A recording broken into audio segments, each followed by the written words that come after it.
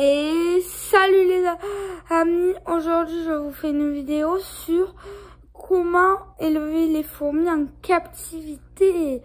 Et puis au passage, petit clin d'œil sur la Thaïlande qui est officiellement derrière nous depuis qu'on a posté la dernière vidéo. Et puis on commence de suite.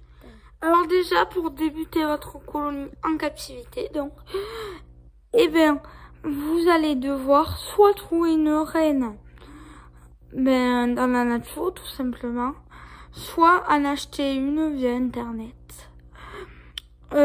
Alors là je vais m'attarder tout particulièrement sur comment trouver une reine dans la nature.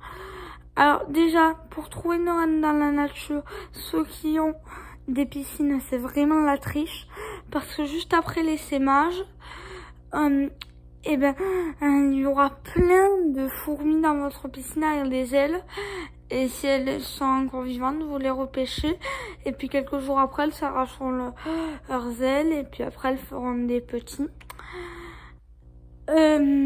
Aussi pour ceux qui n'ont pas de piscine, ne vous inquiétez pas. Soit vous essayez dans la nature et vous trouvez tout simplement des fourmis avec des ailes. Soit tout simplement, eh ben, vous trouverez des fourmis avec des gros arrière-trains qui creusent et de là vous pouvez les prendre. M'envoyer un petit message avec une photo pour que je puisse voir quelle espèce c'est, du coup vous informer. Aussi, du coup, une fois ceci terminé, et ce que vous faites en fait, c'est que vous prenez un tube à essai, du coton, 2 trucs de coton, vous mettez un peu d'eau dans le coton, enfin, dans le tube à essai, vous remplissez le tube à essai à moitié. Et vous mettez le coton, le premier coton, vous mettez la reine et vous mettez le deuxième coton pour éviter qu'elle s'échappe. Donc en fait ce qu'elle va faire, c'est qu'elle va mordre dans le coton qui renferme l'eau pour boire. Et puis surtout, vous ne lui donnez pas à manger pour qu'elle se sente en difficulté et qu'elle fasse des ouvrières.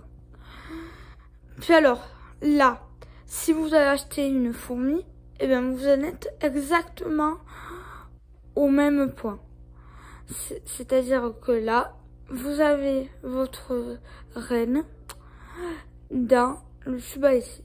Donc vous attendez un peu, vous la nourrissez si vous voulez un peu, mais c'est vraiment pas le mieux. Enfin, en tout cas, c'est pas ce que je conseille. Donc vous attendez, elle va se sentir en difficulté, elle va pondre.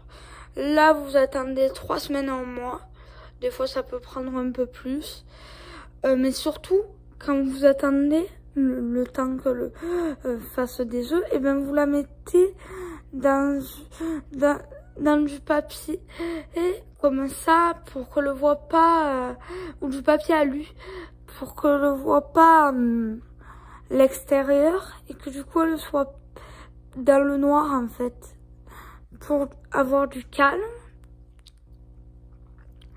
Puis après à faire des ouvrières.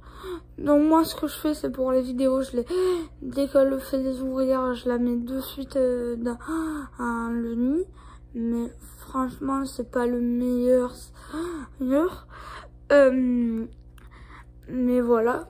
Bon, moi je le fais, bon, je prends des petits nids, alors ça va. Donc vous pouvez aussi le faire. Mais sinon, ce que vous pouvez faire, c'est attendre qu'elle soit 100 ouvrières à peu près. Et puis là, vous mettez un nid, ou alors ce que vous faites, c'est que vous la mettez tout simplement dans une aire de chasse. Et puis après, votre colonie va se développer.